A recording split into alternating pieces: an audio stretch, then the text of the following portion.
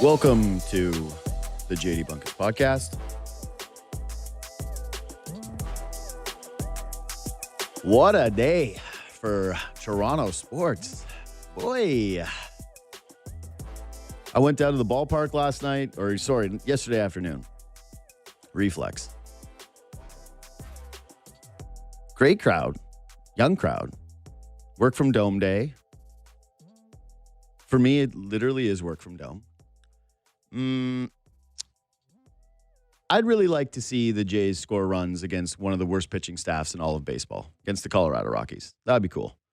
That'd be cool to see this team take advantage of the schedule and make sure that they beat the lesser lights of Major League Baseball. I stuck around till the very end, even though there were moments where I wanted to leave. I really did contemplate it a few times, which is crazy. It was a tie ball game.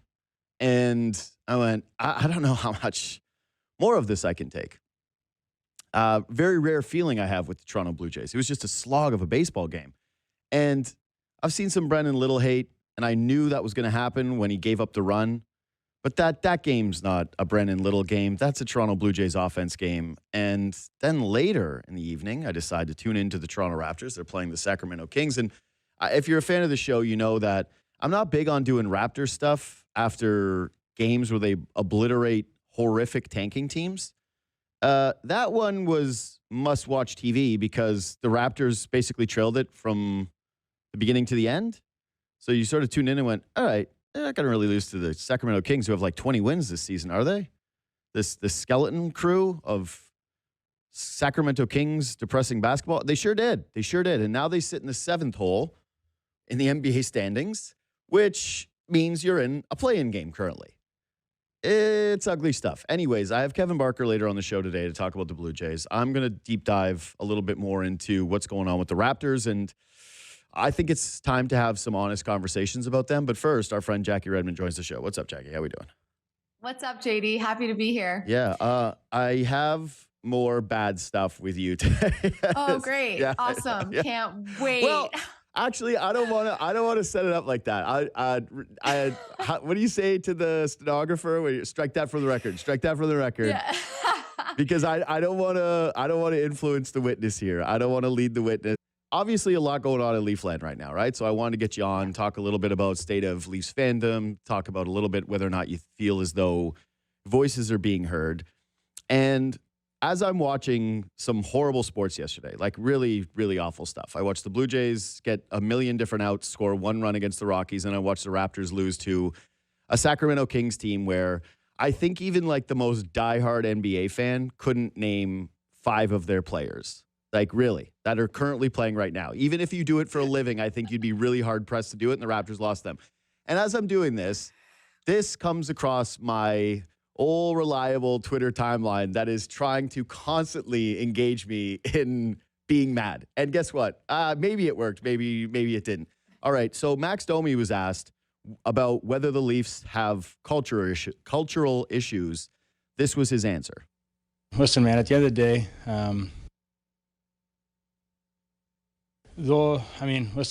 day, everyone that's above us, Keith included, obviously they're our bosses and they have to make tough decisions. Obviously that was a tough one for him to change the leadership and all that stuff. But like I said, what happens on the ice is up to us. What happens in that locker room is up to us, and that's on us to be better. So we're not going to get into what went wrong with you guys, and quite frankly, it's none of your business. It's our group's business, and we'll keep it that way. We know we got to do better, and we will. Do you like that quote? Do I like that quote? I like it because I think it tells us a lot. So for me, I've already seen kind of the conversation that's happening around this quote from Max Domi, and people are saying it's tone deaf, it's this, it's that, but he said what I think he really means, and we're constantly ripping players for not doing that. So he did that. Whether you like what he said or he didn't, to me is irrelevant. What does it mean? I think as someone in the media, it is our business to ask those questions, to try to be some sort of connection between a fan base and a team and figure out what's going on. Now, are players obligated to tell us what's happening in the room? Absolutely not.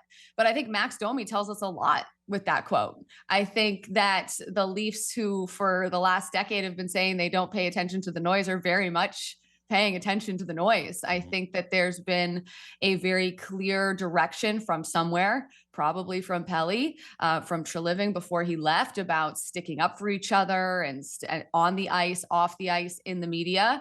So to me, it's like, well, you can hate the quote, you can love the quote. Most people don't like it. But I think the more important conversation is, what does it tell us? What does it mean? And I think that it actually shows us that there is a culture problem in Toronto, and that's not Max Domi's fault. I think there's been a culture problem in Toronto for the last like 6 years. Yeah. So I think that's the bigger conversation. I think you're right. So is this quote all that different from what you would get from any player in any struggling organization? I don't think so. I think it's pretty in line with the way a lot of players treat these kinds of questions today, which I think people, JD, are hung up on the "it's none of your business." Nobody likes to hear that. Everyone takes "it's none of your business" personally. Like, it feels personal. And I think that's because why people are so upset about it. Yeah, sure, it's personal, but to me, I don't think people are wrong for being upset, but I also, I honestly don't really think Max Domi is that wrong for saying it. If they feel that way and they don't want people to know, then that's their prerogative. I'd rather he say something like that gives us something to maybe read into or talk about, than to just give us the straight PR of no, I don't think there's a culture problem, because then we'd all be like, well, that's a lie. It doesn't look like that. So to me, "it's none of your business" is personal. And that's where the quote actually does change. And that's where I think it's going to resonate poorly with people, because as you and I have discussed almost ad nauseum at this point, somebody messaged me yesterday and I was going through the DMs and somebody asked me, JD, what do you think about the connection Leaf fans have with the organization right now? And I was like, this is the show I do almost every day. I feel like I'm beating a dead horse at this point. But why I guess I'm a little disappointed in it is, one, Max Domi has been a fan of the Toronto Maple Leafs. And granted, he was a different fan of the Toronto Maple Leafs. He was a guy whose father was playing on the team. And so that probably changes the perception that you have of the group, rather than you just being the average Joe that sits in the stands and goes to 1 or 2 games a year. But even still, I would guess that out of every single Toronto Maple Leafs player, if you had to ask me who understands the connection between this team and the fan base the best, it would probably be Max Domi. And here's where it loses me a little bit. The whole "it's none of your business" thing sort of alludes to the way that this organization has treated the fan base, and quite frankly, by extension, some of the media members, because that's the way that they'll spin it, right? Is that they're talking to the media. They're not talking to the fans. It's nah, that is the fans. When William Nylander flips the bird to the broadcast and it's oh, well, it was because it was just to the cameraman. You're no. It's all the viewers that are watching that game. The cameraman's not there to take pictures of just you. This isn't TMZ. This is a National League broadcast. I think that it comes off right now, as you said, very tone deaf. The idea that you would have to add that thing of quite frankly, "it's none of your business." You could have just left it at, hey, we're not going to get into this right now. This is a story for another day. We've still got games to play, right? The "none of your business" idea continues to illustrate to me how disconnected this organization is from top to bottom with what is going on the outside, and turning the fan base and the media into their adversaries, and as people who are trying to pry into business that is, quote, none of theirs, is again an indication of they don't really understand the product that they're selling. Yeah, I think, we've talked so much about the tension between the team and the fan base, the organization and the fan base especially over the last 2 years. And so for me, this dates back so far. And I don't think that this is something that happens because of one instance. It's because of years and years and years of little decisions and little things that turn into something where there's a lot of resentment. It feels like certain players on the Leafs resent the fans, or resent the media, or resent the city, however it is that you want to frame it. But that's not Max Domi didn't create that. Brad Treliving didn't even create that. I think this all started back in the beginning when the Leafs were an amazing regular season team. Sheldon Keefe was their coach. Dubas was in charge. And it was always, there was no accountability. It was always like, oh, they did, they got respect in the handshake line. Oh, we got our chances. They just didn't go in. Oh, this, that, and the other thing. It was always just this like defense. And over time, I think that developed alongside the inaction of like no trades, no coach firing for so many years, turned into this like, well, it's the market. It's too hard to play here. It's too much pressure. People are too hard on the Stars. And I'm like, sure, there is little bits of truth to that. It is harder probably to play in Toronto than it is in, somewhere smaller. I don't want to bury another team. Sure. Well, I'm picking that because Matthew Tkachuk keeps saying that it is.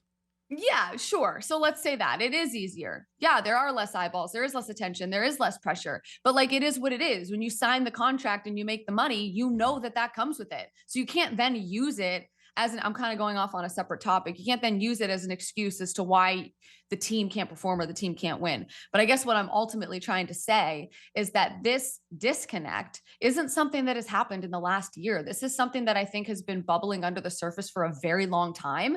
And I think that, I don't know that the organization intentionally created this culture, but I do think that in an effort to protect their biggest stars, Austin Matthews, Mitch Marner, William Nylander, John Tavares, all of these guys, I think that they have inadvertently created a situation where there's a lot of resentment from everybody. I think that the fans kind of resent the organization as well. So it's like a two-way street. But I think that by trying to overprotect their stars, they've created a situation where the Stars feel like the world is, not even the Stars, the team, let's just say the team, feels like it's them against the world. That's the tone. That's the vibe that comes out of quotes like that comes out of the things that even the coach, the general manager, the president have all said. And I'm not just talking about the current people in those positions. I mean, over the last 6-7 years. So I think if you go back and you weed through all of that, you're going to see that it's there bubbling under the surface. And it's created a situation where I think that the organization, it's not just that they need to adjust their roster and they need to figure out who's going to be here in the next 5 years. And they got to find a way to get, some picks. They have nothing right now. That's all fair. But they also need to figure out why they have a culture problem and what it takes to fix it. Because right now, even, just what they're doing on the ice and like the not sticking up for Matthews. And now they're like over sticking up for each other and like bullying Radko Gudas for 60 minutes. Like, I don't know. Everything just seems like either manufactured and inauthentic or defensive. Like those are the two vibes that I get from the team. I like that. I like inauthentic because that's the way that I feel about the Maple Leafs a lot these days, which is that there is this veneer to them that feels so fake and so hollow. And it's, again, a top to bottom issue. This is not something where I focus in on just the stars of the team or the former general managers of the team. It's the way that it's run. It's the way that it's operated from, the very highest echelons to, at least, like, again, Max Domi's part of the lowest parts of the roster. So it also goes down to him. What I keep thinking about with this is like a couple things. One, you mentioned how this isn't on Max Domi, and that's not what I want to say here. Is like, I don't think that this is a Max Domi problem. I don't think this is purely a roster problem. This isn't a new problem. Like, Dion Phaneuf was adversarial with the media at times when things were going wrong here, like really adversarial. So was Phil Kessel, right? Yep. Phil Kessel at the end, it was him versus the media just about every single day. So this has happened in this market before. This is a long-running problem. And in terms of the way that the organization has handled this, I would say it goes further back than Sheldon Keefe and Kyle Dubas. I would say that this was sort of one of the early mandates of Lou Lamoriello, was let's close off the organization to the public, to the media, to the fans. We're not going to do as many interviews. We're not going to be as available. We're not going to be as transparent. We're going to be on high alert in terms of anything that gets out and anything that gets leaked. And you go, all right, some of that is practical business, right? You don't want your trade deadline strategy to be leaked. You don't want your inner workings of the locker room, if there is some drama, to be out in the public eyes for everybody to see and have it turn into, say, what happened in Vancouver. Which, Go ahead. by the way, Yeah. Max saying it's none of your business. Like, there is absolutely something that's gone on that we don't know about. That's what that quote does tell me. Well, it's like, because if there isn't, then there's no need to say that. of course. It's not just the what's on the ice. Like something, I'm not going to speculate about what, but clearly saying like what happened this year, we're not going to talk about with you guys, to me is a read between the lines like that. And that's why I'm not mad at Max for saying this. I think the quote tells us a lot of different things. And one of those things is that something has happened with this team. And we might not, well, at least we're not going to know anytime soon, but something obviously happened that they don't want us to know about, because you don't say that unless you're just like, I'm not telling you anything. Well, if it's just about the on ice product, then what is it that you're so adamant about not speaking about? Well, you also talk about what happens on the ice. Well, you also have to add, like, he finishes the quote with, we know we have to be better and we will be better. And that's also part of it that I actually hate more than anything. Like, I feel as though, to me, to the fan base and to the media, frankly, it's none of your business thing is like, it's not a good look. It's not a great quote. It's not well said. It is way too defensive. It is a little too personal.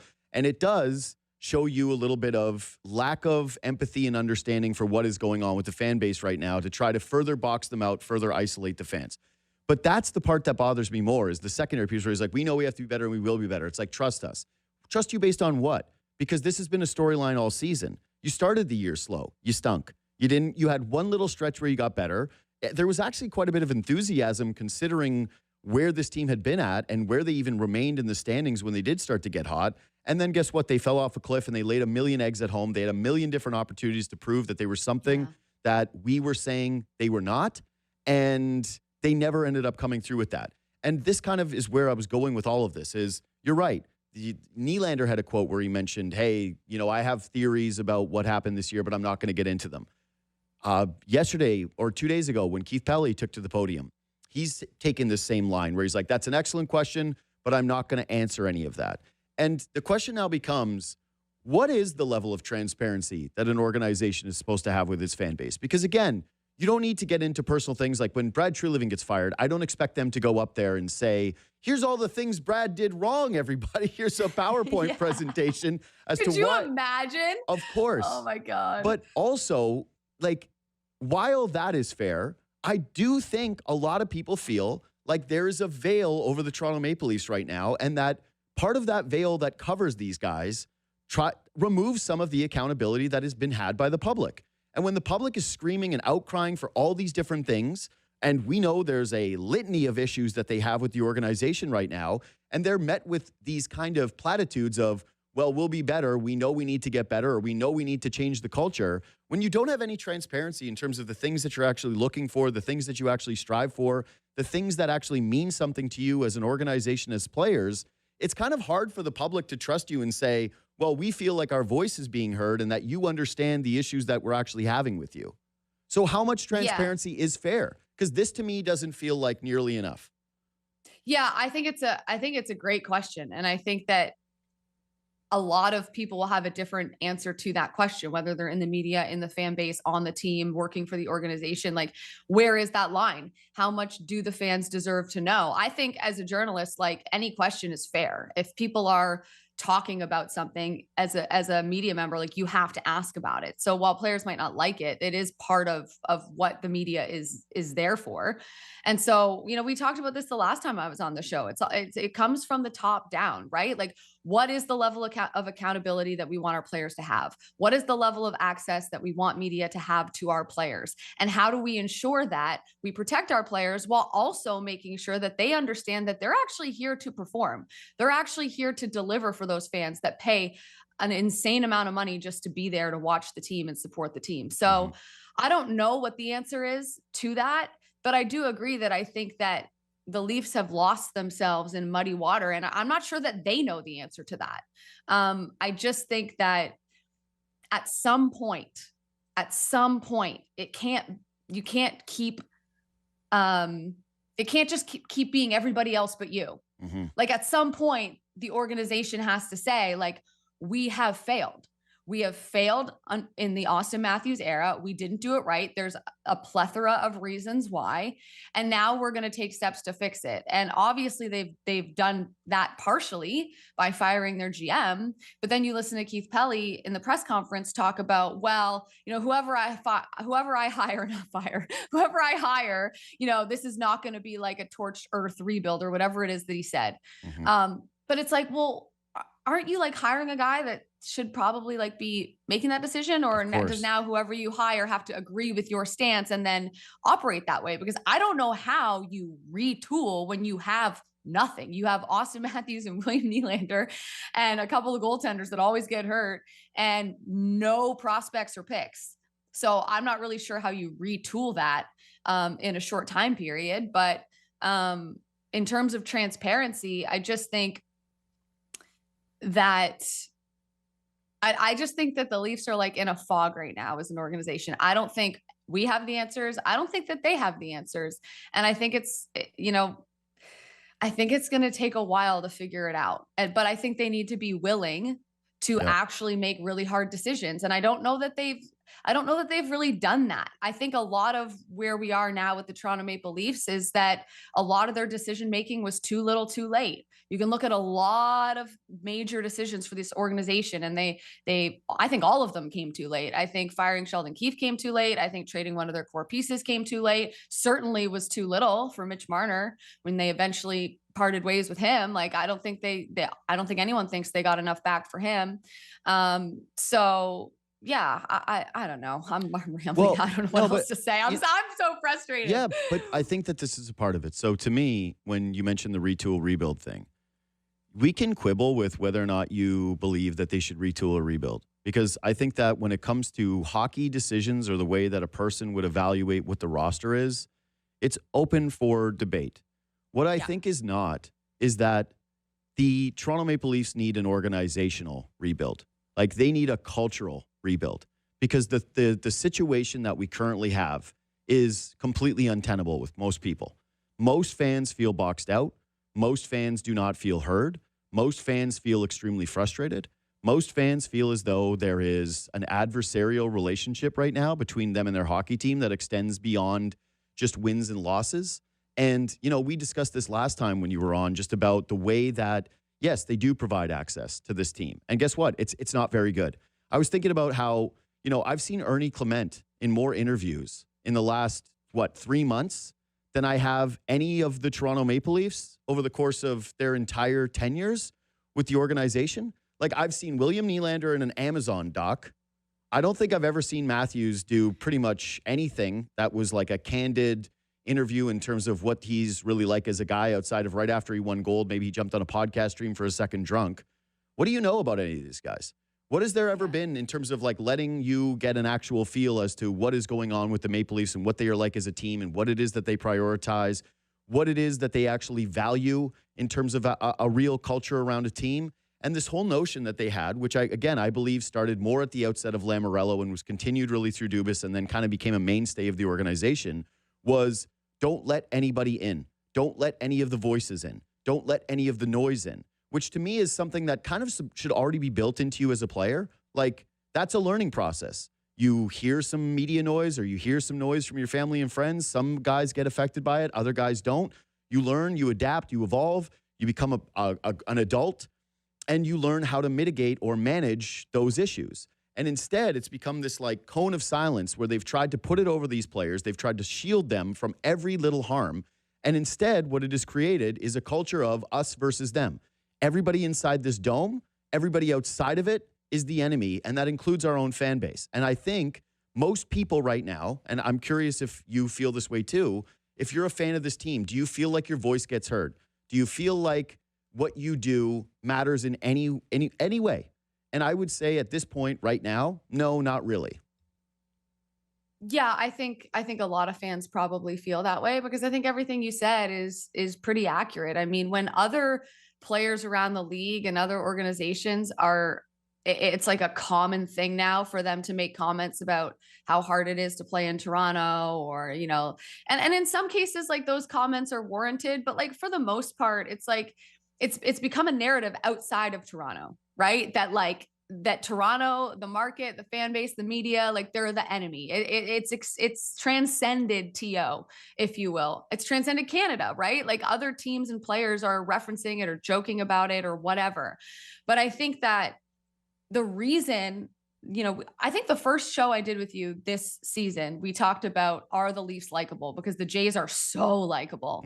And we were coming off the World Series run and feeling really excited and, well, depressed and sad and heartbroken, but also like we love that team, right? Like Toronto Blue Jays fans are in love with that squad. Like people love those guys.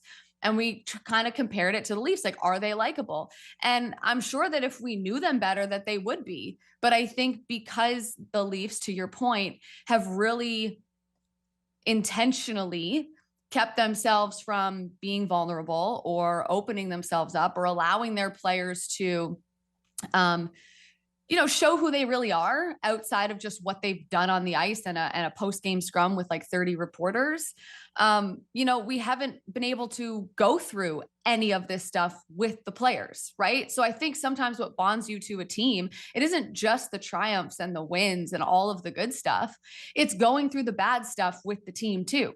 But I don't think that the fans and the team experienced the last 10 years together, if that makes sense. Like if Mitch Marner, who I really believe like desperately wanted to win for Toronto, he was a Toronto boy. I think to a fault, he cared too much maybe, but he never once came out and was just like, you know what? Like, I am so upset that I have not been able to deliver in a game 6 or 7 for this fan base. I know what it's like to be a fan. We are desperate for a win. I'm desperate for a win. I'm so upset that I have let you guys down. I've let myself down, just anything, right? And it's not even necessarily the words. Sometimes it's the way that you say them, but that genuine, authentic, like I give a shit commentary, even when you failed or you haven't had your best performance, you had to delay a game penalty in a crucial game in the playoffs, whatever it is. Those are the moments and those are the opportunities that players have to actually connect with their fan base and get them on their side. And I feel like I can't think of a time in the last 10 years where we've had that, where I've went, man, like they didn't get it done. But did you hear what Austin Matthews said after the game? Like he is clearly like so devastated, or he's gone through this, or he's done that, or I think he's going to come back next year like on fire because he's so upset about this loss, or even just the interactions with the team when they lose. I feel like I guess to my original point is that I don't think the fans and the team have really experienced anything together. And the only way to feel connected is to go through shit instead of just, oh, well, the team failed and they lost in the first round again, but like, it's your fault. And like, we had our chances. So like, whatever, That's like it. we had our chances. They just didn't go in. It's like, there's nothing to hang on to there emotionally. And I don't want to hear people getting at me on X being like, oh, you're talking about emotions. Sports are emotional. That's why we love them. Like we are tied to them emotionally. That's a fact. So I think that's part of it. I think it's a big part of it. I agree. I think when you're talking about this in terms of people that have felt transparent, open, honest, non-adversarial through their tenures, I can think of 2 guys, and it's Jake Muzzin and Morgan Riley. Like, that's it. Yes. Those are the 2 guys that examples that I can think of where I'm like, okay, the way that they articulated themselves, the way that they showed themselves, the way that they kind of opened up and were just sort of human about their relationship with this team and with also just their handling of the fans, it's been essentially A+. Everybody else feels like they've taken the out, which is, hey, don't let anyone criticize you, because that's what they try to do here. They try to criticize you. They try to tear you down. So if you hear any of that, box it out, block it out, and make sure that you stand tall against it. And I think that has gone way too far. Anyway, I know you got to run, a little bit of a shorter one today. I'll let you go. Thanks for doing this, Jackie. No, I appreciate it. I'm going to add one last thing because I thought of it while you were talking as well. Like, I think Brad Marchand is like a good example of somebody who like early in his career, super criticized, right? Like cared so much about his team that he's like licking guys and doing weird shit. But like over the course of time, Brad Marchand has always just been ultimately an authentic guy who's been honest about his game, honest about the things that he's done. And I think too, like over the last few years, especially, has sort of opened himself up to who he is.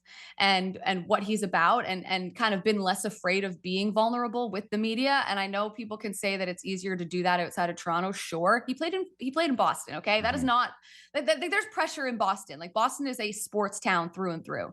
And he's like beloved now. Everybody loves Brad Marchand, and not just Panthers fans. And I think there's something to that. I think it's because everyone has experienced Brad Marchand's career with him. It's never felt like, even when he was getting suspended and doing dumb stuff and people called him a rat, and that was like all he was known for.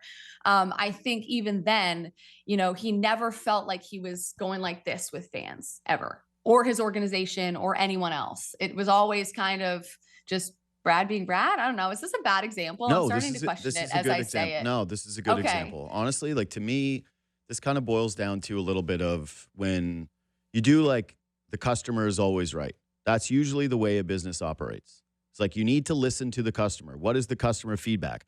What are they leaving in your reviews page? Okay. Oh, damn. Our restaurant is getting these kind of reviews for lack of cleanliness. We better clean up our restaurant. We better make an effort to try and improve this area. Not all criticism is just big meanies who want to be mad at you, who want to be negative with the organization, who want to just tell you off, because that's what sports is an outlet to be frustrated. Sometimes criticism is valid. Sometimes criticism is important. Criticism is great. Constructive criticism is about as important as anything possible. And most of these people that are buying jerseys and that are going to these games and buying subscriptions to every package to be able to watch these teams, that are subscribing to Leafs Talk and watching this thing, despite the fact that, that the team is not worth watching right now, period.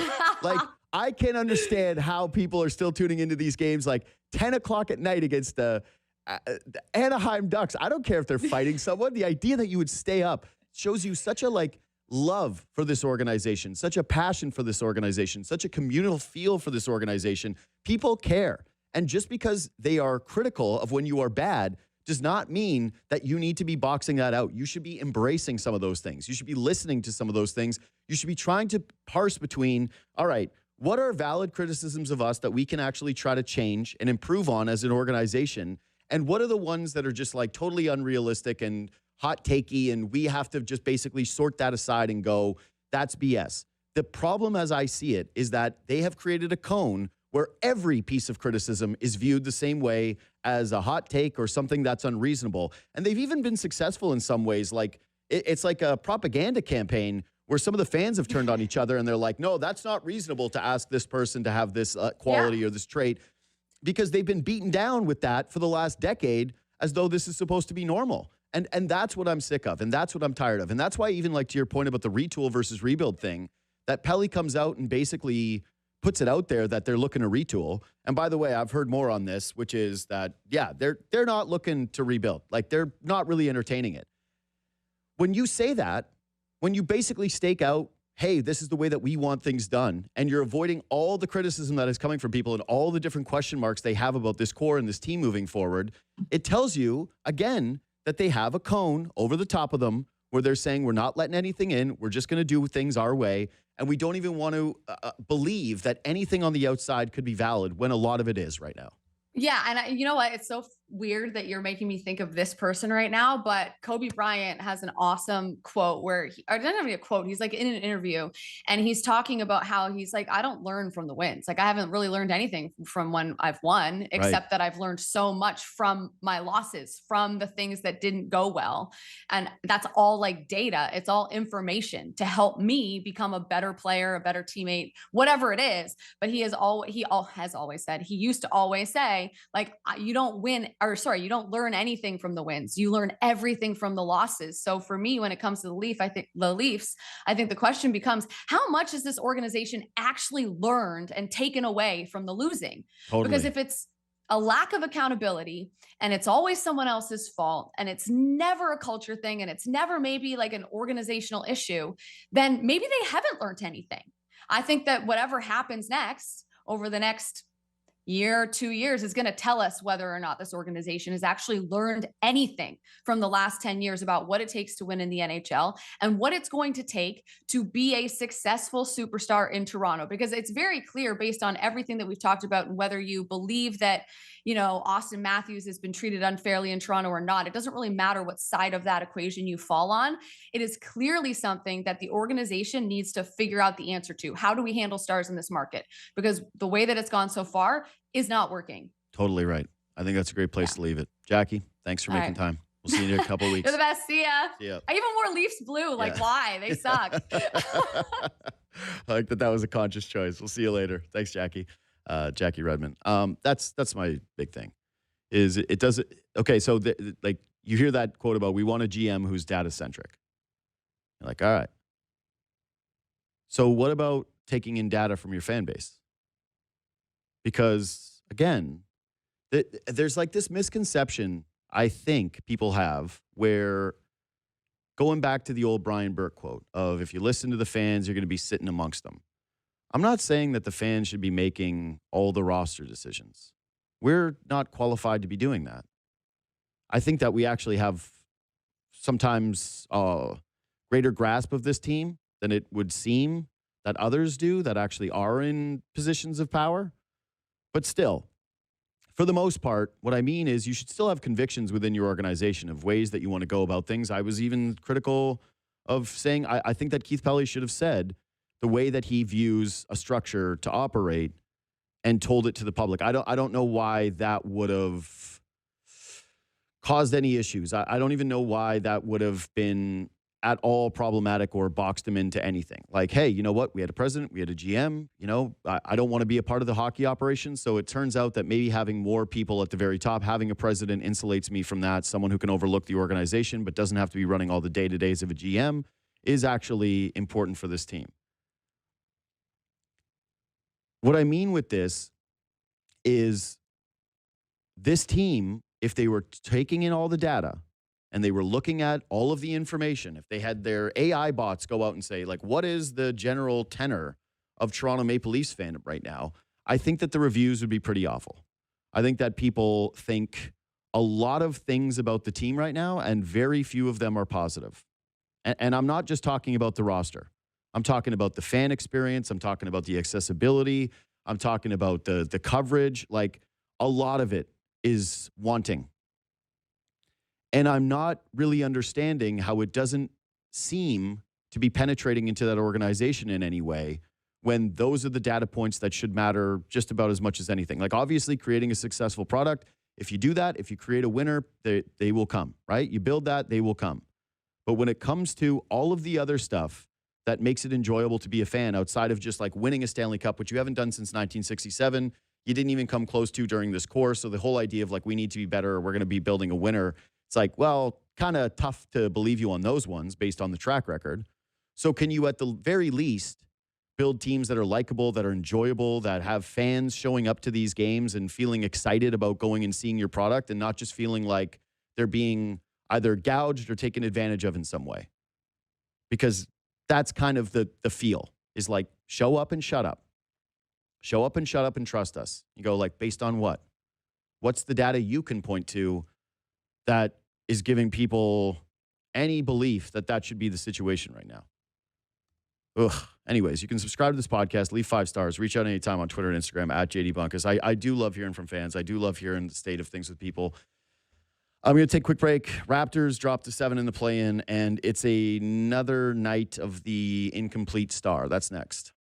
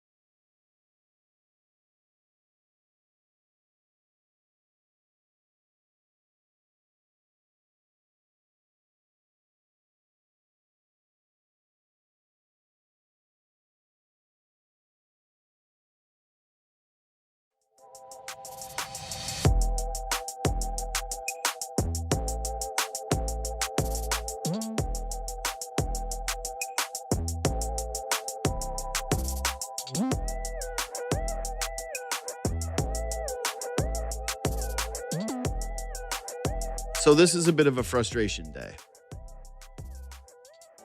Hard not to be. I've gone over what I believe to be the state of the Leafs. They ain't inspiring any confidence, hope, optimism anytime soon. The Toronto Blue Jays laid a total egg against the Colorado Rockies. No biggie. If you look at it, it's the Blue Jays would still, if you look at the record, it's like they won both series. Kind of blew a chance. Stinks. Should have beat the Rockies. It's ugly, but grand scheme of things doesn't really change too much. Although I do want to ask Barker about some of the guys he's seen early at the plate. Because, yeah, offense has been, I would say, probably the primary issue this season outside of starting pitching health and the one guy everybody is frustrated with in the bullpen. But, yeah, not the start you were looking for from your offense. But the Toronto Raptors yesterday, to me, that was the most depressing moment of the day. Congrats, you won. The most frustrating moment of the Toronto sports day in a very frustrating day was held by the Toronto Raptors, who played a Sacramento Kings team that is truly putrid. Precious Achiuwa dominated them. DeMar DeRozan did his thing. He shows up against the Raptors. He played with, again, a skeleton crew, bare bones operation. That was playing a couple of guys that, frankly, they had a centerman, this French guy. I'd never even heard of him before. I was like, yep, I watch a lot of basketball. I feel as though I'm pretty plugged into the league. Granted, I do not watch Sacramento Kings games because why would I? I've never seen you before in my life. But, all right, you went to Stanford. You were a 4-year senior, and now you're playing against the Toronto Raptors. Nice. I watched the Sacramento Kings play ugly basketball. It wasn't even pretty. DeRozan did his thing in the second half. He was brilliant. He did the DeRozan stuff. He drew a bunch of fouls. He got to his mid-range game. He hit a huge three. I thought that he did a great job of getting to the basket. I think Precious Achiuwa was very locked in. He was all over the offensive boards. He was just kind of creating havoc down low. But for the most part, this was a sloppy, ugly basketball game. This was not, wow, these guys really put it together, and they were so incredible. And they, you know what? You lose some. This game was there for the taking the entire way through. Even when the Sacramento Kings would kind of push their lead out to 11 or 10 points, you felt like, well, and you did. You saw it. The Raptors would go on these little mini runs, cut it to 5, cut it to 3, cut it to 2, and you were like, yeah, they're going to win this game. I kept feeling like, all right, eventually they're going to turn this on and win this game because the way the Kings are defending is, frankly, embarrassing. They cannot defend. They had that kid that went to Colorado State, Clifford, on their team. He's like their starting 2-guard now, which was like a nice thing. I was like, all right, Clifford. Can't remember your first name. He couldn't stay in front of anybody. Jamal Shed was getting wherever he wanted on the floor, and credit to Jamal Shed because he seemed to be like the only Toronto Raptors player that was willing to try to get them back into that ball game yesterday. But it was just ugly. They should have won. I'm sorry. It was a big game. You just played the Detroit Pistons, who were on the second half of a back-to-back without Cade Cunningham. You got smoked. And then you have a home game against arguably the worst team in basketball. And you lose it to fall into the 7th seed, to fall into a play-in game. And I think it's time to have some honest conversations here. I spoke to Joe Cacharo yesterday about, hey, listen, I like Scotty Barnes at the point guard because I think it tries to involve him a little bit more. He is a natural playmaker. Cool. One of the reasons why I said I like it is because it forces Barnes into the play. It forces Barnes into the fight. It forces him at times to look for his offense rather than just hang out in the corner and be an off-ball player, of which he is just not, he's not really great at that yet at this point of his career. You can excuse certain things for Scotty Barnes, like he's 24 years old. He's still learning how to be a leader. I think that he's taken steps in that area this season. But some of the assists in yesterday's game, and frankly, some of the assists over the course of him playing the point forward position, which again is an evolving thing for him. So I don't want to be overly critical of this because you've got to work out some of the kinks of it. You've got to figure out how to do this. You're not just going to automatically show up and be Chris Paul, right? Like that's just not going to be the situation for Scotty Barnes. You're not going to show up. You're not going to be Luka Doncic. You don't have the scoring package, obviously, but I just mean in terms of the awareness at the position or running the point for this team. It's not going to be an immediate success. But one of the things that has been pretty notable is a lot of those assists, they feel like Wilt Chamberlain in 68 assists. And for those of you that are not aware of that reference, in 1968, Wilt Chamberlain, who was so dominant at the time in the NBA, decided that he was going to lead the league in assists. Now, I've never seen any of this footage, but I would imagine that for a guy who could score at will, a guy who was the best player in the NBA at the time, that when he was getting some of these assists, that they were forced. That they were a little bit stat-chasey assists, that they were a little bit show-me assists. And for Scotty Barnes, in a game that was hanging in the balance against the Sacramento Kings, where he's being defended by a whole bunch of nobodies, I kind of want to see you take over that game. I kind of want to see you be the leader of the team and get to the basket and score and make sure that you guys don't blow this opportunity, because this is your basketball team. You should have a lot of pride knowing it's embarrassing to lose at home to the Sacramento Kings. It's embarrassing to lose in front of a fan base that showed up to see one of the worst teams in basketball with basically the implied promise that you are going to win this game. And frankly, the real discussions here are as such for me. One, this is really starting to feel like a lost season for the Toronto Raptors. I cannot envision a person that is excited about the postseason right now that really thinks that they're going to get into this thing and put up a big scrap against another team, and that feels like, oh, wow, they're really headed in the right direction, or at least that they're building something that you could sort of project to in the future. Hey, you know what? They're young. Hey, you know what? They've got a lot of pieces. Hey, this is going to take some time to figure this thing out. And they're sort of moving out of that, right? Scotty Barnes is only 24 years old. There's still runway here for this guy to improve as a player. But I really don't think that it's a major development issue when you're playing the Sacramento Kings and it's a tight ball game and you're kind of deferring to Jamal Shed rather than trying to take over the game yourself. Also, we're doing all this depoy stuff, and where is he? First all-team or first NBA team defense, second all-NBA defense. Got carved up by DeRozan in the second half. So if he's not going to be an offensive superstar, don't let DeMar DeRozan get 26 points in the second half against you and basically seal this victory. So I kind of need it at one end of the floor from you, buddy. Like, I need one of those things. And this is sort of where I'm at. I think there's a lot of protection of Barnes because he won Rookie of the Year. He was criticized before he became a Raptor. I did it. I wanted Jalen Suggs in that draft. They drafted Scotty Barnes. I was dead wrong. Beyond wrong. One of my worst draft takes, I'm trying to think, like, I liked Derek Williams over Kyrie Irving. That was a really bad one. I thought Anthony Bennett would be a good NBA player. I didn't think he should go first overall, but I thought he was going to be good. What else? I don't know. I have a lot of them. You get a lot of the draft ones wrong, but I've been wrong about a lot of different things in the draft, and that was one of them. And so Barnes from the outset was essentially criticized. Then he came in and he was awesome. Immediately. Rookie of the Year. Promising season, budding star, had that series against the 76ers where it was so good, I think it messed up the Toronto Raptors' plan, which was to build around Scotty Barnes and kind of do this thing slowly. But he was so good around Siakam and Fred VanVleet that the Raptors and Masai Ujiri kind of, I don't think rightfully, because that's the way it didn't operate well. It didn't turn out to be well. But ultimately, it gave them some hope that they could have the two timelines thing. That Scotty Barnes could develop really, really rapidly and become a borderline franchise player, if not a franchise player, on an expedited timeline surrounded by really good players. Didn't work out. The rest is history. But since then, there's been a lot of wanting. And we've done some of the criticisms, whether it's been like some of the immaturity things that he had through the first couple of seasons, whether it's been, you know, the way that he handles some of the hurt not injureds, whether it's been some of the stuff with the officials, whether it's been stuff with the shooting, whatever. The Raptors were a really bad team, and so you couldn't really lock in on it too much because the organization was essentially tanking for the last couple of years. And they tried. It wasn't really successful tanks. They didn't end up with the picks that they would have liked, the positions that they would have liked. So they decide, you know what, enough of this tanking stuff. We're going out and getting Brandon Ingram. We've made this trade to go get R.J. Barrett and Emmanuel Quickly. We're signing Jakob Poeltl to a deal. And part of that is you need to start to see more from your stars. You need to start to see more wins. You need to start to see more of a competitive group that could at least compete in the East. And there were stretches this year. Granted, they were against like really weak opponents early on in the season, but it seemed like, okay, you know what, maybe they are unlocking something. Lately, it feels lost. They feel completely lost in the shuffle. We try and come up with different people to talk about with this team all the time. And the Raptors are basically not a part of the greater NBA discussion right now.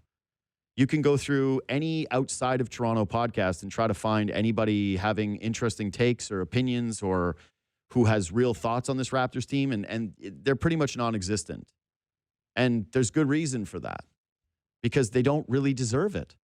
And at the head of this is this uncomfortable Barnes situation, which is like, all right, he's at this point clearly never going to be, I think, a 1A superstar on a championship winning team. That's a handful of guys. That's an impossible bar to reach, but at least you could kind of envision that in year one when guys are young and guy wins rookie of the year, right? But the more we're watching, it's just, he's been an incomplete star. The defense has been unbelievable for most of the season. I thought a tough night last night. Don't like that he let DeRozan get to his spots the way that he did. Don't like that he didn't just take over defending DeRozan, try to shut him down, and realize if he did that, the Kings weren't really going to be able to score and they were going to lose that game. It was going to be a lot of Malik Monk diving at the basket, kind of throwing things up desperately or taking bad shots. But the offense, at some point, you're going to want to see a little bit more. And that's why this postseason is going to matter. This postseason is going to matter more that if Scotty Barnes is running the point forward position, is he getting to his spots, but also is he looking to score a little bit more often? Is he looking to impose himself into the game? Is he going to be able to start to understand, hey, yes, the team needs playmaking. Yes, the team needs ball movement. Yes, the team needs other guys involved. Yes, they still need you to make the right play. But are there not going to be moments where they actually just need you to score? They need you to get into the paint. They need you to get to the free throw line. They need you to get easy buckets for this team. Because a night like that, he's got to be able to do that. He has to be able to do that. They don't have Brandon Ingram to lean on. That's got to be his team, his moment against an opponent that he absolutely needs to get it done in so that they don't fall into a 7 seed and a play-in game. And he wasn't able to do that. And if we're not going to see some of this growth, if we're not going to see some of this evolution over the course of this postseason run, I'm not really sure where that's going to leave this organization in terms of their hope that they're going to get a lot more out of it in the future. Quick break. Kevin Barker is next.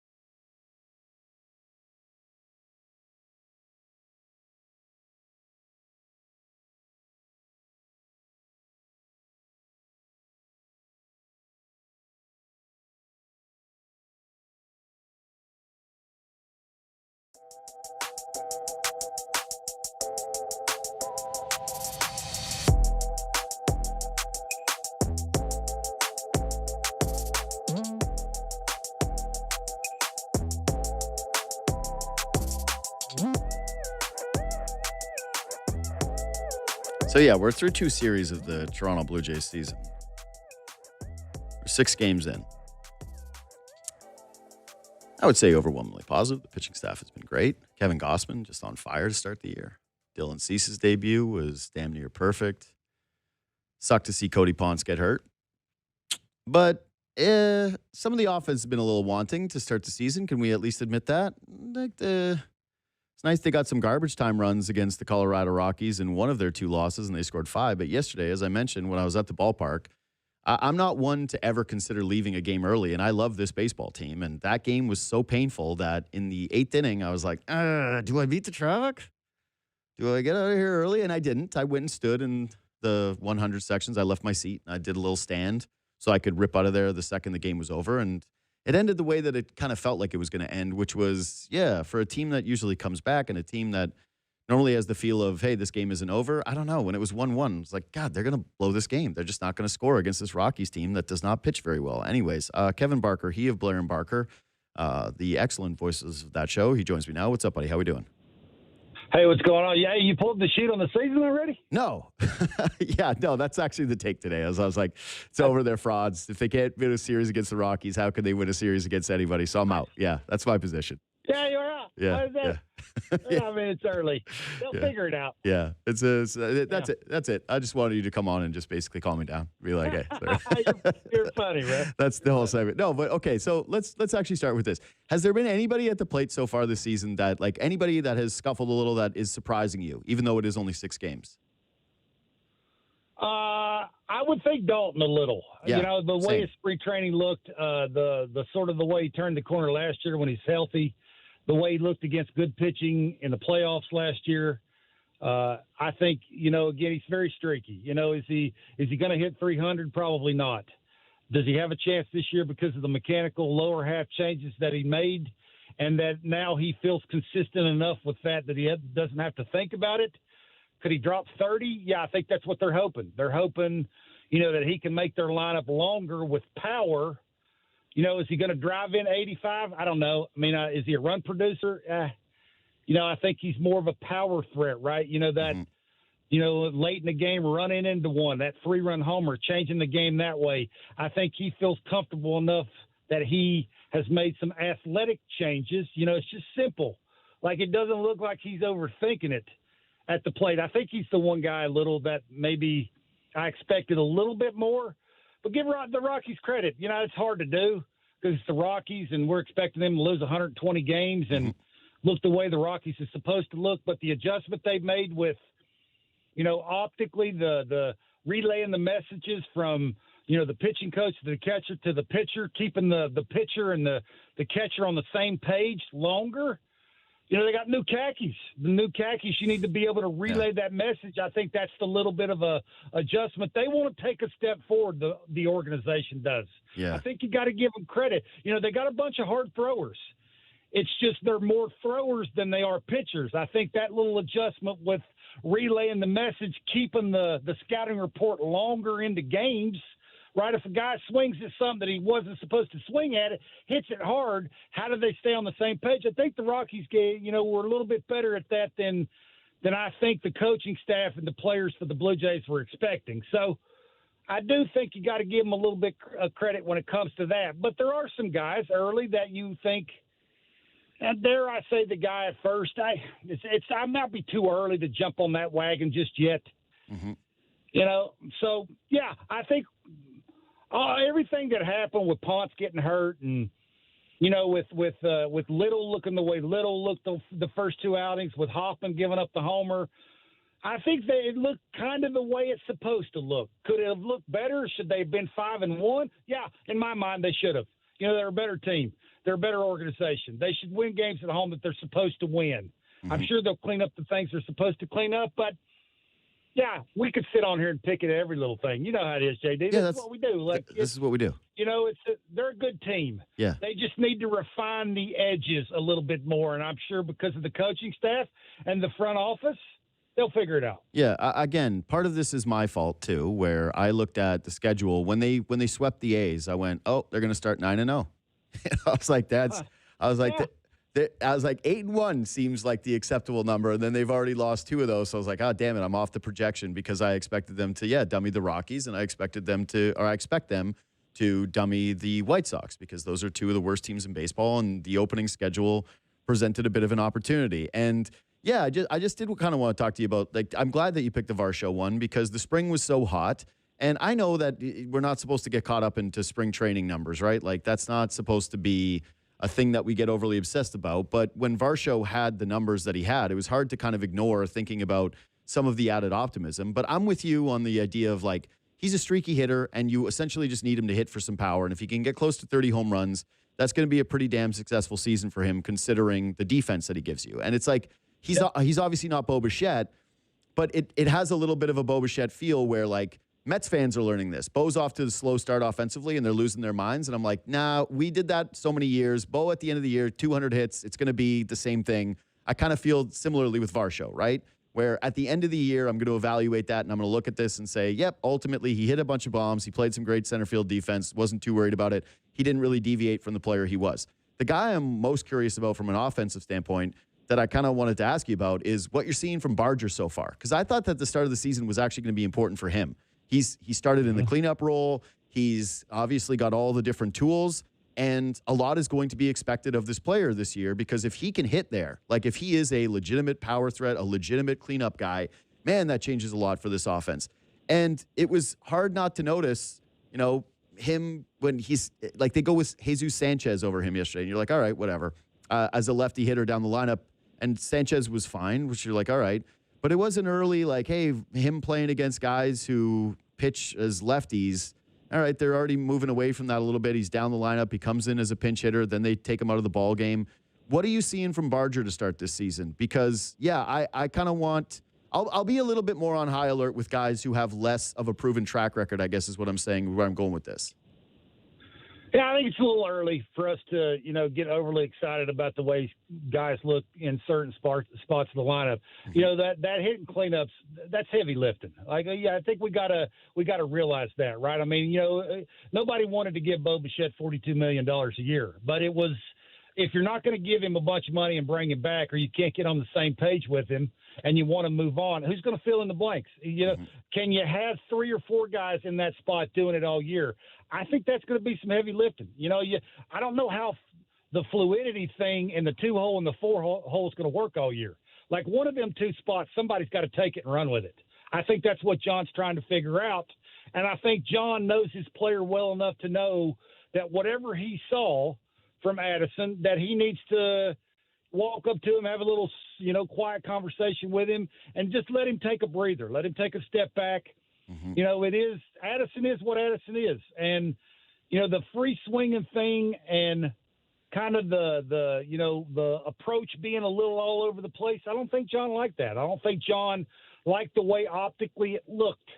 And just, having the lefty and, just sort of having a guy in Jesus Sanchez getting hot. Okamoto looks like, I think we wanted a little of Okamoto to look early in the year. Yep. Allow John to go, okay, Addison, you go over there and sit down, just take a little breather. You're a big deal for this team. You're going to hit in the middle of the order. I just need you to sort of refine what's going on between the years. And that's, that's John being John, which that's kind of, and again, you got to remember who they're playing. And, you may not be able to do this against better teams, right? You need your best lineup in there. You need your bigger threats in there. You need your lefty that's sitting in the middle of the order against their righty. Like, you just need it. Like, figure it out, dude. But right now, against some of the lesser teams, when John's seeing some things early in the year, John feels like it's, okay for him to go take a little breath, step away. So I think Addison will be fine. It's just that cleanup spot. That's a different animal. JD, you've covered enough baseball. You've been around long enough. I've tried to hit in the cleanup spot in the big leagues. It's just different. When you walk by it, it's a different animal. Okamoto's going through that now, right? Where who's hitting in front of you, the situations that you're going to come up in, all eyes are on you, what the opposing manager's going to do, bringing guys out of the pen just to face you in big spots. The khakis are going to be honed in on you, trying to get you out in big spots. It's not the easiest spot. So, yeah, they got some little spots in the lineup they need to figure out. They got some guys that maybe just kind of need to figure out whatever they're trying to figure out. I'm sure Kirky, we've never really seen Kirky have back-to-back really good offensive years. What's going to be the difference this year, right? His stride foot's too long. His hands are playing catch-up. Looks like a windmill. When that's his bugaboo. When he's going bad, hands look like a windmill. Like you can just, because the stride foot's not getting down on time, the hips are not working the way they should be working, and he's not using the entire field. It's early. I want to get all overly excited here, but when you're hitting the middle of the order, expectations of who you're playing, where you're playing, it's just different this year, right? And there's nothing wrong with that. People got to remember, you can criticize people and still love them, right? I love Vladdy, but I'm going to criticize him. It's just reality. I love Kirky, but I'm going to criticize him. Hitting where he's hitting, expectations around him, the amount of money they're making. So they'll figure it out. They're going to be right there. I picked the Yankees to win the American League East. This is why I picked them. They got some things to iron out. The Yankees don't. Yeah. The Yankees are just going to go out there and bludgeon people, and their rotation's going to be better than it was last year. And their bullpen's not going to have the 24th worst ERA in the sport. Just won't. It'll be better. That's why I picked them. I picked the Jays to win the World Series because I think the roster is more conducive for the playoffs than any other team in the American League. But they do have some things to figure out. Yeah. And that's up to the entire organization to figure that out. And I do think everybody's on the same page, and we'll figure it out. Yeah, in terms of the Yankees, like it's a little upsetting watching Schlittler and how good he is. And I'm like, oh, that's a problem. Like that's an actual problem in the division. I didn't realize that this was the ceiling of this guy or that this is what they were looking at with him. But you're right. It's iron out time. And I honestly, like part of me, just if I'm being fully transparent, it always feels dumb asking certain baseball questions at this point of the year, right? Because it is a sample sport, and I understand how long the season is, and we do have to be discussing the things that are happening with the team. And so none of this is like big picture stuff. It's just like, yeah, you're right. And I actually opened up my show today talking about the Maple Leafs and how, yeah, criticism is not always just a bad thing. You can be critical of somebody and want the best for them, and usually that's supposed to be the case. And so, like, all this stuff with the Bargers and the Varshos, like, most of this stuff's going to figure itself out. You're right, where, Vladdy's start has not been amazing, and I was kind of hoping it was going to be, considering he was coming off the Dominican run, and he felt so hot, and it was off the playoffs, and I was like, damn, is he going to extend this right into the beginning of the season? But again, we're 6 games into this. But can I give you a Vladdy hot take that I really did feel at the ballpark yesterday, and I want to know how dumb you think it is on a scale of 1 to 10? Absolutely. I hated that he motioned to the dugout that the ball hit him in the toe when there was runners on second and third in a big spot against the Rockies with an open base. And I get it. You want to have the bases loaded. You get on base. Like if the ball hits you, ball hits you. But I wanted a little bit of the Albert Bell moment there where I was like, hey, man, you're Vladimir Guerrero Jr. We got 2 runners in scoring position. It's the Colorado Rockies. Drive in these runs. Yeah, I don't think that's a hot take. I think you feel like a lot of people feel. I feel that way a little bit too. I want, there's just a sort of a aura around Vladdy to where, everybody is hoping and fingers crossed. Even John, I think, a day or two ago, because he doesn't have an extra base hit, John was saying, yeah, boy, it would be nice to get his first homer at home just to let that sort of get out of the way. And, now hopefully because of that, and he can get that feel and he can repeat that, and, it will take off for him. Yeah, I'm not in disagreement with that. I think that's a pretty good take, right? You would rather have him up than Okamoto. Okamoto's gotten off to a good start, right? But he's still trying to fill it out, right? He's trying to fill out the league. The adjustments in the big leagues, they do them quicker, right? I mean, you hit a 99-mile-an-hour fastball at a dead center for a homer, you beat the guy to the spot. You ain't going to get that a lot, right? Yeah. They're going to make adjustments. They're going to do them quicker, right? That's what Okamoto's going through, right? I mean, he's got a simple, repeatable, mechanical, offensive sort of kind of delivery, but it's that mindset of what am I going to get in certain counts? How do I adjust to that? Can I take a breaking ball and hit that the other way? Like, you can tell he's grinding through it mentally to figure it out. He's going to have some hiccups. That's why the big boy sort of, no matter what the part of the season, I think it's okay to have these conversations. I don't think anybody on that team's off limits. I just don't. Like, expectations around this team, and it's warranted. The owner is ponied up. Like, he's dropped major money on this team. It's okay to be a little chapped that they lost the series to the Rockies at home. Mm-hmm. It's okay. And the big boy didn't do what we thought he was going to do. It's okay to do that. Doesn't mean we don't love him and we don't think he's going to have a really good year. But I got to be fair. We had the president on our show the other day, and he was saying, and I asked, what's the ceiling for Vladdy? And he said, I think we've seen the ceiling in the playoffs. Yep. It's just, can he carry that over to the regular season and do it over 162 games? Yeah. I don't think people know the answer to that. I don't think they do. He don't have the Bo Bichette security blanket. You don't have that. All eyes are on the big fella. Well, and to your point, second and third, no matter what inning it is, nobody else saw the hit by pitch except Vladdy. Yeah. It kind of was that little, you want that, you live in a hockey country. You want that little, hey, I'm going to hit you to the moon. There's nothing you can do about it. For me to do that, I got to be at the plate. Yeah. Just overlook that. I know who's standing on the on-deck circle. I know what I mean to this team. It's okay to have those conversations. It's not that we are talking down to Vladdy. We just think from what we saw in the playoffs, what we saw in the WBC, it'd be nice to see 162 games of that. 100%. And can we see it? So, yeah, absolutely. It's sort of where we're at with their team, their organization, that we expect them to look like we're expecting them to look every day. 100%. Some of the time. Yo, man, totally right. And you mentioned the Bo Bichette security blanket. This is one of the things that's coming into this season about Vladdy, is that it's like, hey, this is more pressure on you offensively than there's ever been during your tenure with the Toronto Blue Jays, period. Like, this is now conclusively your team. George Springer's 37 years old. The anticipation is, or the expectation is that, you're not going to see the same offensive output from a year ago. You do have question marks throughout the lineup. Like, you got to figure out, what is Addison Barger? What is Okamoto? There's a lot of those guys in this lineup. What is Jesus Sanchez? Like, who's going to be able to play every day? How many of these platoons are going to work? The one thing you need to have be rock solid is Vladimir Guerrero Jr. is a super duper star. And if he is what he was in the postseason, if he is what he was with Dominican Republic, and he's that through the vast majority of the season, then you're in really good shape. And yeah, my only point there is, yeah, I get it. But I kind of want a guy in that spot, the way that he's feeling himself, to be like, oh man, I'm glad they missed that. I'm glad nobody saw that. Because I'm driving in these runs. This is my moment. This is my time. It's some Rockies pitcher out here who's struggling, who's already put a couple of guys on the bases.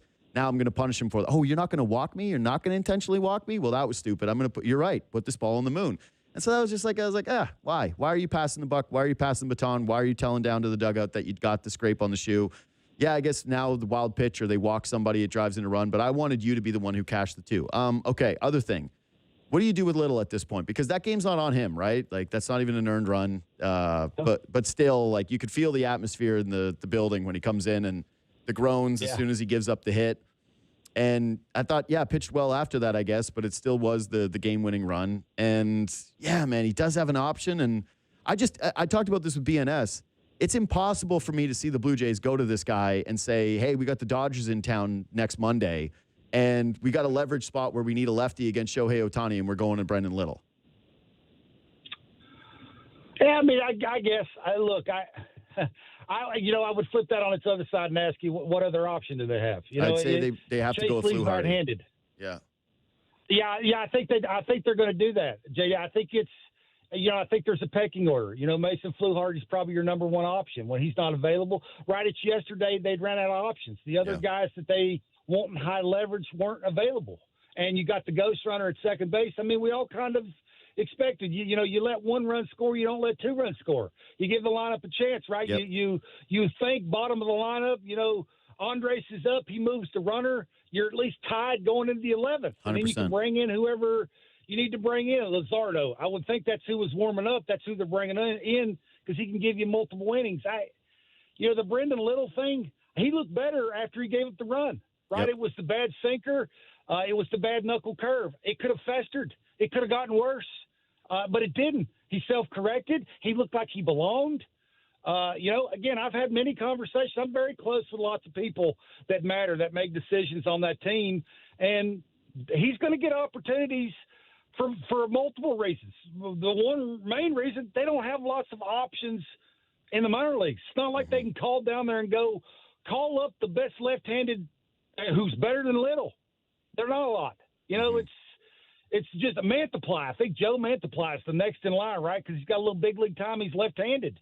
He's 80-poo guy. Like, it's not like, they got him oozing out of the pores. It's kind of, everything's kind of got to fall in place here. Up to Little to figure out what he's going through between the years. Yeah. Up to John to put him in the right spots. Yesterday, he couldn't. The Fluharty injury when he came in the first time, he couldn't. It was, you got to go out there and try and help us. Mm-hmm. It's those situations. It's up to Petey to figure out whatever mechanical thing he's going through, which is they seem like he is. He's in a hurry. You know how it is, JD. When you're not doing things you're expected to do because of the way you looked in spring training, you start to think about things other than what got you to where you feel like is the best version of yourself. And everything speeds up on you. Now they're trying to figure that out where it's just slow it down, stay within yourself. The self-correcting was there yesterday. It's been forever since we've seen that from him. And his stuff plays. It really does. If he can self-correct quicker, his stuff will play. So, for me, he's the least of their worries. I think it's more about their lineup. Their lineup is – and who's their fifth guy? That kind of thing. They got some off days coming up. Sunday will be the first day where can you do it with Lazaro? Can you can you do a bullpen day? Like, I think that's more of an issue. Like, they got enough guys in their pen that they rely on, that they count on, high leverage guys that will fill in the blanks. And they got another lefty down. I do think they need two lefties. So it's just not like call Chase Lee up. I'm not saying, if he implodes that they do what they have to do because they're in win mode. Absolutely, they'll do that. But if he keeps doing what he's doing now, they'll give him enough run that I think he'll get close enough that people won't care when he comes in. It's just his aura. Yeah. I think that's where it's at, right? We live in a hockey country. It's just reality of life. You got to look the part. You got to look like when you give up a 19-hop single to center, look like it's not the end of the world. Look like you've been there before, that, okay, I made a bad pitch, ain't happening again. You got no chance when you walk to the plate against me. I think that's what people are seeing. And it just looks to me like yesterday maybe turned a little bit of the corner. That, I hope so. I gave up a single, so what? My knuckle curve will look better, my sinker will be on the edges, and I'll be a tougher – at bat for a hitter that's coming to the plate, which is exactly what they want to see. So for me, I'm going to raise my hand and say he's down on the pole of their worries. Okay. Worry about the lineup, score more runs. They've gotten the ninth inning taken care of, it seems like, in Jeff Hoffman. Now everything else will take care of itself. Well, even just when you're talking about the aura, like look at yesterday where Tyler Rogers gives up a couple hits. Never any type of demeanor change, never even really any feel like those runs were going to cash. And he ends up getting out of it. And you're like, all right, Tyler Rogers. That's kind of the presence. And with Little, I think that the argument against more so is like not writing off his career, because that's certainly not where I'm at with it.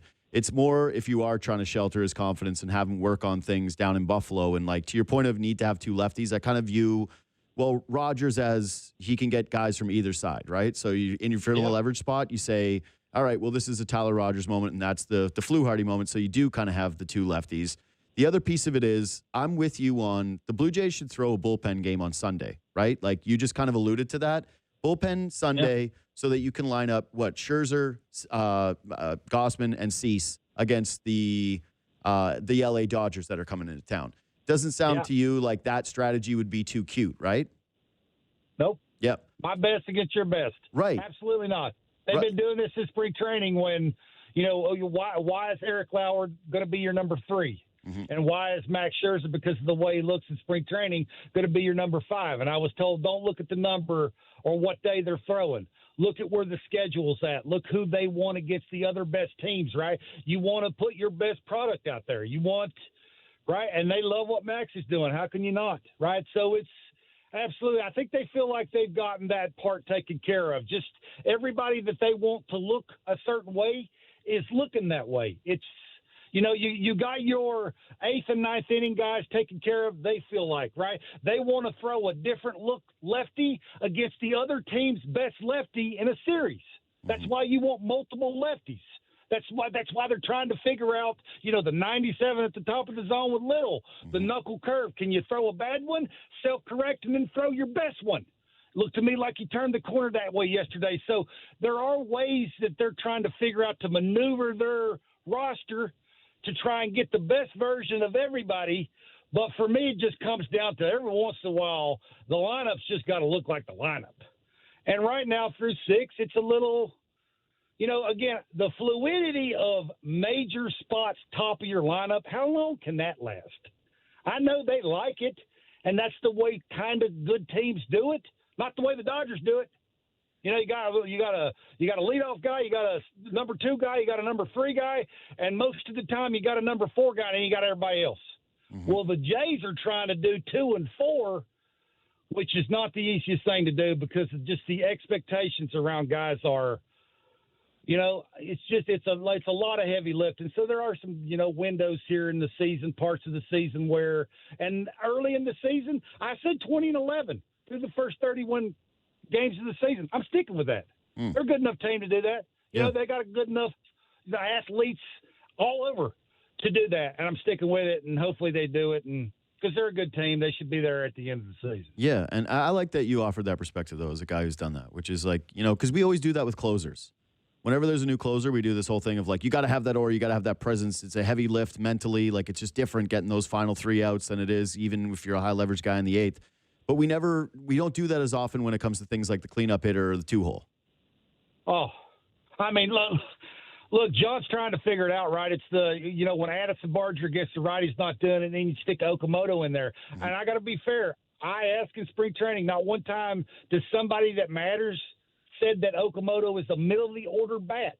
Mm-hmm. Why they said that? Not that they don't feel like he can't do it. They just don't want to put that on his plate. It's a lot. Like, it's just, the Bo Bichette thing.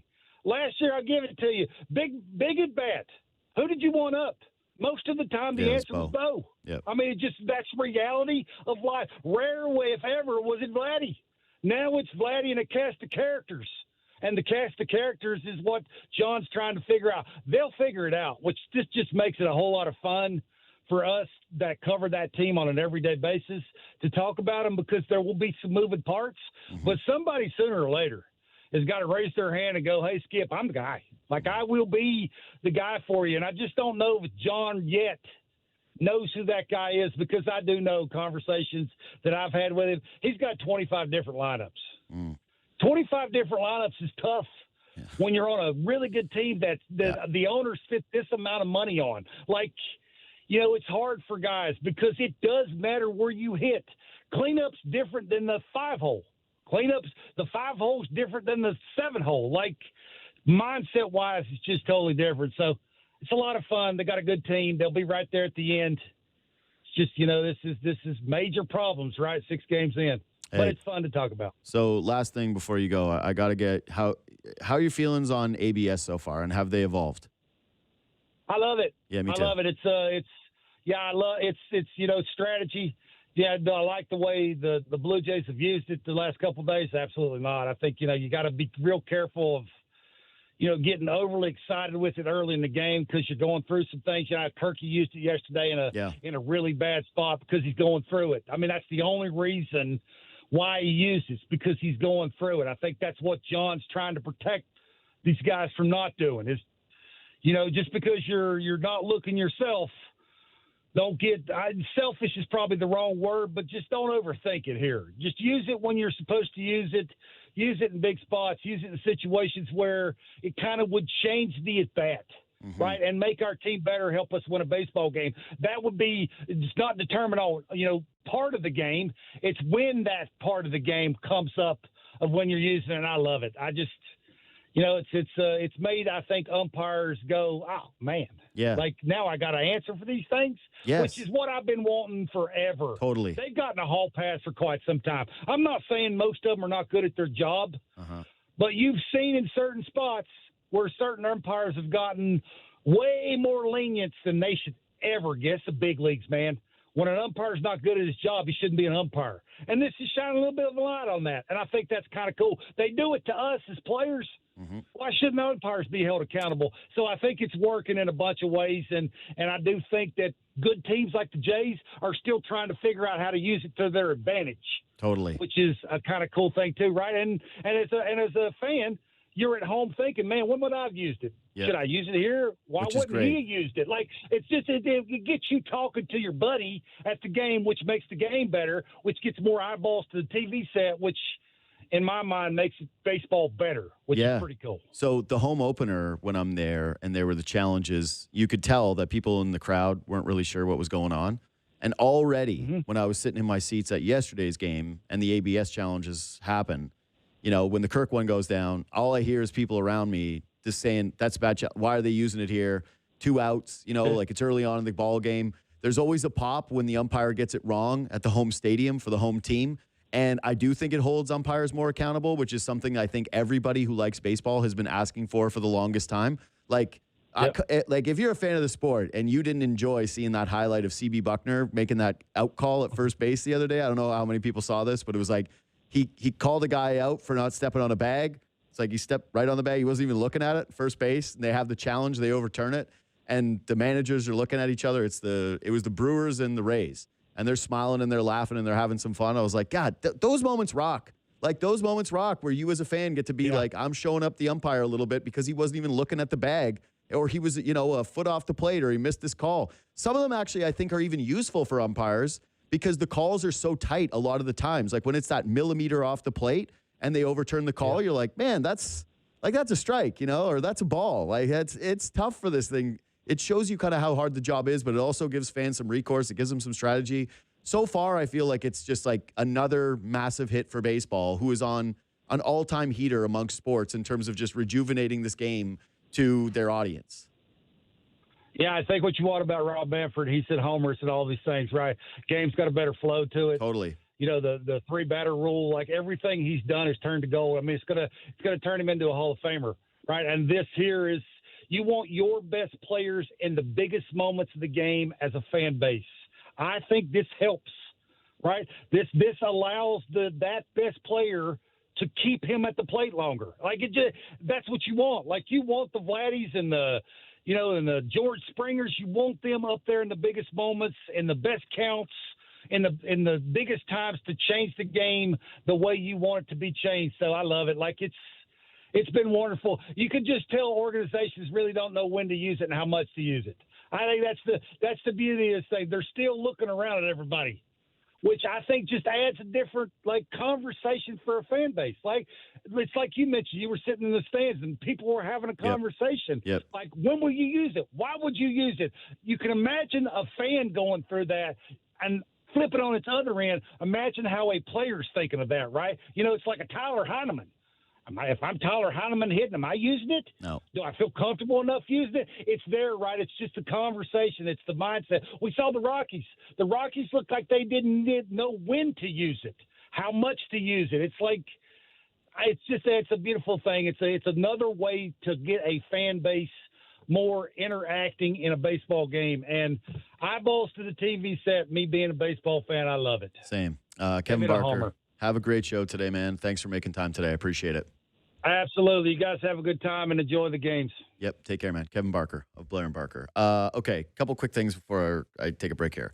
One is being at the ballpark yesterday. And listen, I was there with Sammy and we were talking about the game. And yeah, it's always nice when people come up and have a chit chat with people who listen to the shows or whatever. Like, I love that. I really do. But for the most part, I don't do a lot of, talking to other people. Usually I'm just like locked in with the person I'm there with. But you could tell with ABS and with this Blue Jays team, one of the things that I really love about the Rogers Center right now is, people talk to each other. People are interacting with one another. People are talking about the game. They're talking about the team. They're talking with strangers. It's just, it's a cool, different vibe to everything else that does feel like Toronto. And I know that this is not just a Toronto thing. This is a global thing now with us all being on our phones and headphones and you reading your ebook, whatever the hell it is. But you go out in public and a stranger starts talking to you and it's like, what's happening right now? Because this always happens when my mom comes to town. My mom, I love her to death. She'll spark up conversations with strangers on the train pretty much every single time. Anywhere we're out in public, she's going to chat with you. She's going to talk to a stranger. She loves it. And whenever she does it, I'm like, that's right. That's the normal thing to do. And it's me who's weird, who's been kind of tricked into this reality where you shouldn't really talk to anybody. Blue Jays games are different. It's like you enter into a space where everybody talking to a stranger, it totally works out. The vibe is just incredible. Really is great. I do love that. And ABS is yet another thing that people talk about. So it's awesome. And, you know, I feel like I'm almost trying to find problems with it because I am so adverse to the added review stuff. And because review in basketball has been a nightmare. It sucks. Who likes watching the end of a basketball game where they're reviewing whether a ball was tipped off and grazed off the very tip of the guy's finger against the spirit of the game? It's awful. It slows it down. Basketball already had a late game problem, and now it's gotten infinitely worse. I don't think it's perfect in football either. Like, there's things with reviews. Hockey, it sucks. Goaltender review sucks. I think that the offside reviews totally suck and need a complete revamp. We got one bad call with Matt Duchene, and it totally changed offsides to the point where, like, my God, man, we're, again, the slivers in which we are working with, and also the times where it didn't affect the play, it sucks. It sucks. And so I keep feeling like I'm doing that with ABS, where I'm like, when is it going to suck? When is it going to suck? And it doesn't, it rocks. Baseball, heater, gets the people talking in the crowd, gets people engaging, it gets people talking strategy. I can't nitpick with it. So far, it's just been perfect. Like, I know that the guys told me that one of the games last night ended with, it was an ABS call for a strike, and it ended it, and the player was like, oh, it was anticlimactic. I was like, I bet you it wasn't for the opposing fan base. I sure bet you that the other team was pretty pumped up about it. ABS rules, baseball rules. Blue Jays stuff. It's going to be weird because the expectations are high. So I feel as though there's probably going to be some people who are like more urgency with the beginning of this season. And I've already cautioned against this, that like this is a byproduct of it. But yeah, there's going to be warts. There's going to be struggles. This isn't all going to be perfect out of the gate. But baseball is the one sport where, you know, I don't care. I think it's so fun to have opinions. And I think that that's part of what makes sports great. Is it's supposed to be kind of meaningless. It's not supposed to be something that lasts forever. It's not supposed to be all that impactful in terms of like the take you have in the moment. But God, you just feel like when you're doing this, that everything is going to make you look dumb because through 6 games of a season, you just have no information. So like when Barker's like, this is what we do, like, yeah. But ultimately, a lot of the takes are not really going to start to take any type of shape or form until we're 2 months into this thing, and that can be aggravating at times. And yeah, last thing with the Vladdy stuff, I do think that there's a little bit more merit there in terms of, hey, they're going to have to figure out what works around Vladimir Guerrero Jr. and who works in those key positions. And lineup flexibility, I love it for this team because we've seen how it's worked. We've seen how it operates. And there are times where you look at the lineup and the way that they configure it versus a right-handed pitcher, and you're like, damn, good luck today. Jays look awesome. They look terrifying. I think it's a little light against lefties. That seems to be fairly clear out of the gate, especially given we don't know what we've got here with Addison Barger yet and whether he's going to be an everyday player against left-handed hitting.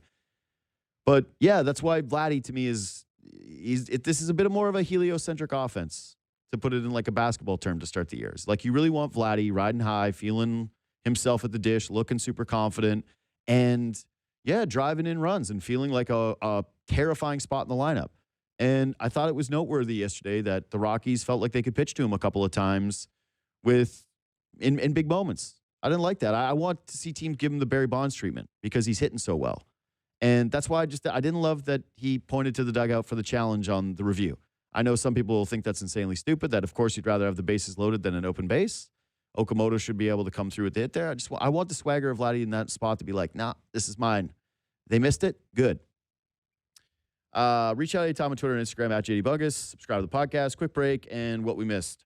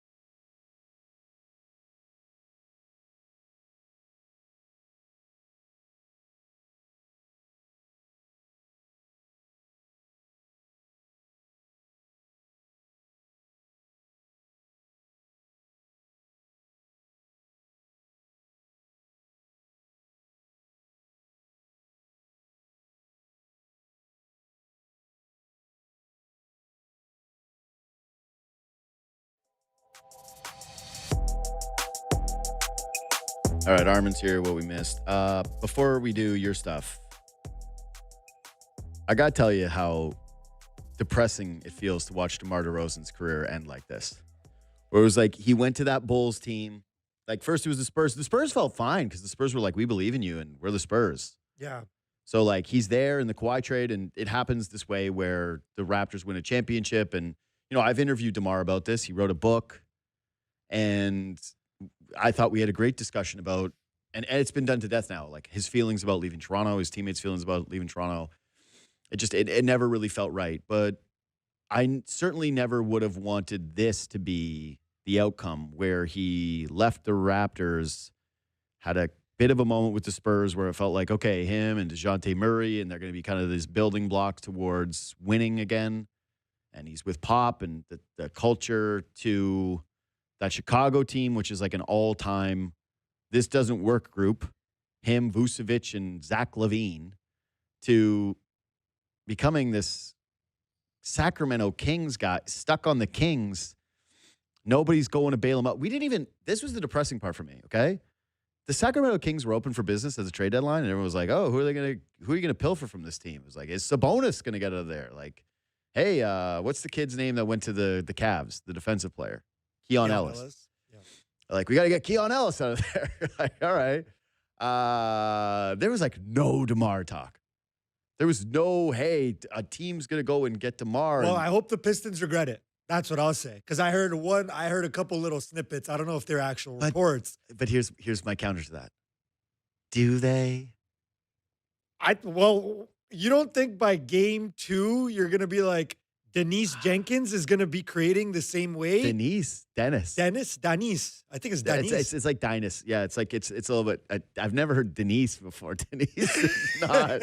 It's not it. Denise I heard Dennis. is tough, I heard Dennis and Denise. Yeah, like okay. Denise. Yeah, it's a little. There's a little bit of flair on that guy's name, but it's not Denise. It's like sounds Latvian. Yeah, I know. That's my brother's name is Dennis. Oh, okay. Yeah, there you go. I was like, yeah, literally his name. So when I first heard it, I was like, whoa, what are we doing here? Yeah, but it's not Denise. So I don't believe that he's. I like him. Yeah, I watched it, dude. The game I went to in Detroit, it was like he's a stud. Greatest game of his career. No, and he carved the Raptors. He's really good. I don't know, man. Here's the thing. It sucks for DeMar because it's an easy chance for everybody to jump on the not a winner tag. Yeah, but I hate that. But that's the facts. Okay, so not even Steph Curry can win alone. Like nobody can win alone. All right, like, nobody can even go to the playoffs alone. Yeah, sure. DeMar was on some really good teams. DeMar had his chances, and DeMar. This is the actual issue with DeRozan is like he's a great scorer. He's been a unique scorer, a fun scorer, but ultimately,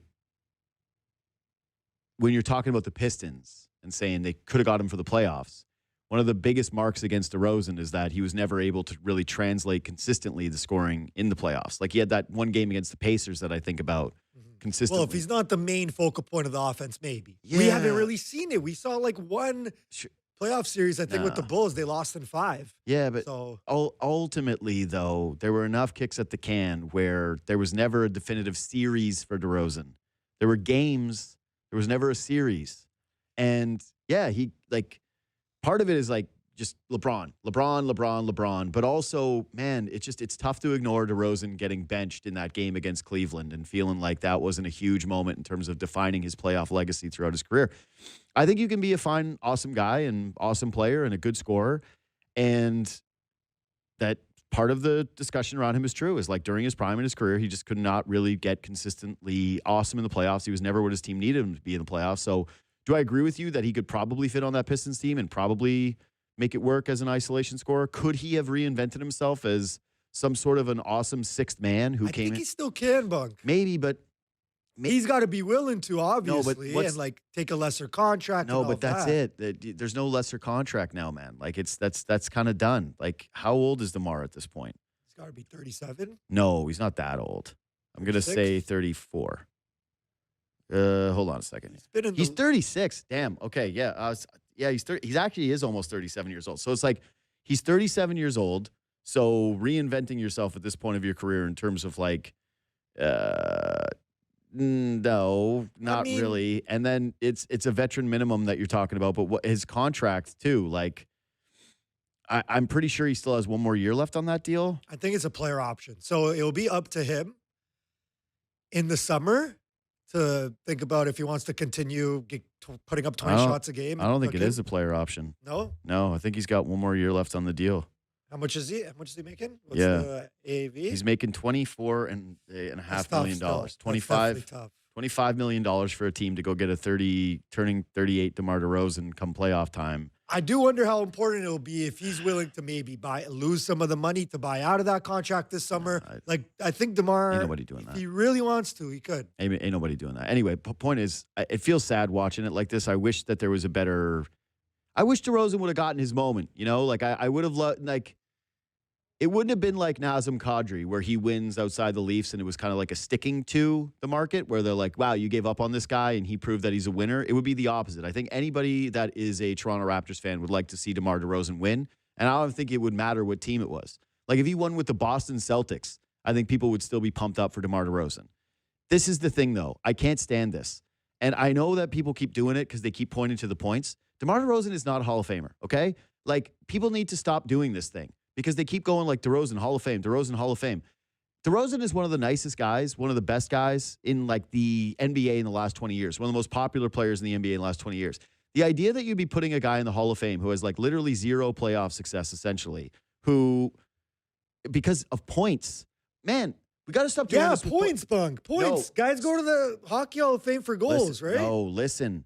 Okay. In the modern NBA, people just need to wrap their minds around this. Not only is it the three-point shot that has changed things so much, and even for DeRozan, who's not considered a three-point shooter, look at how many points he got on that list compared to guys pre-three-point line, or even early outset of the three-point line for the first decade of the three-point line, right? Okay. So take that into consideration, but also the possessions. People need to look at how many possessions happen in a basketball game now versus what it used to be in the past. When people are like, look at the points these guys get, they're so much better. It's like, no, they play at a completely different pace. Look at that game where it's like, you're watching the last 5 minutes of that Raptors-Kings game, and it was like, boy, 5-point fluctuation, 6-point fluctuation. These teams are running up the floor. They're firing up shots. They're getting, like, looks immediately. You talk about those 60 seconds or less, or 10 seconds or less Suns, 7 seconds or less Suns. Those guys are not even one of the top 20 pace teams in the NBA right now. Like, the game has evolved so quickly that the idea that you're putting together points as your main argument in the NBA, it can't be the reason that you're going to the Hall of Fame. You're just like, how many years was DeMar DeRozan a top 15 player in the NBA? Top 15. I would say maybe one, maybe two. That's the biggest stretch that you could possibly get. To put that in the Hall of Fame is nuts. I love DeMar. Longevity counts, no? No, longevity for Hall of Fame stuff drives me crazy. But anyways, I just think like I would love to see him win. I'm a huge DeMar DeRozan fan, but this whole idea that he's going to Hall of Fame to me is like one of the craziest takes that has ever been propagated by any market or any fan base in the history of professional sports. Anyways, we'll see you next week.